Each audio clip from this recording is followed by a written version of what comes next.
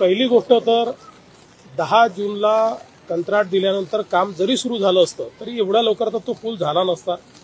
याच्यामध्ये जिल्हाधिकाऱ्यांनी हा जो पूल आहे हा धोकादायक आहे अशा प्रकारची घोषणा केली होती।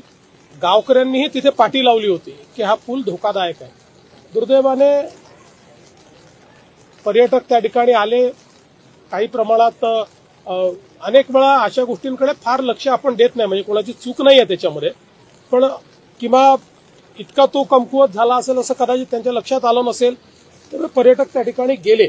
आता यातनं मला असं वाटतं की भविष्याकरता शिकण्यासारख्या गोष्टी आहेत, कारण मी ज्यावेळेस काल कलेक्टरांशी बोललो त्यावेळेस अशा वेगवेगळ्या प्रकारच्या पावसाळ्यात ज्या धोकादायक अशा जागा होतात पण जिथे पर्यटक जातात अशा 500 जागा आहेत त्यांनी मला सांगितलं की ज्याचं नोटिफिकेशन वेगवेगळ्या प्रकार, म्हणजे सगळीकडे पूल आहे असं नाही, काही ठिकाणी पाणी वरपर्यंत येतं, काही ठिकाणी पाण्याचा जो बहाव आहे तो वेगवेगळ्या प्रकारे आहे, त्याचं नोटिफिकेशन काढलं जातं।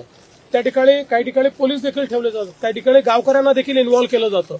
पण हे अधिक सजगतेनं आपल्याला करावं लागेल, कारण हे महिन्या 2 महिन्यापुरता स्पॉट्स वल्नरेबल असतात, पण तिथल्या सौंदर्यामुळे लोक त्या ठिकाणी जात असतात, तर त्यांना कसं सुरक्षित ठेवता येईल हा प्रयत्न आपल्याला करावा लागेल। त्या दृष्टीने निश्चित मी जिल्हाधिकाऱ्यांनाही सांगितलेलं आहे की भविष्यामध्ये अशा घटना होऊ नये याकरता अधिक आपल्याला त्यात काय काळजी घेता येईल।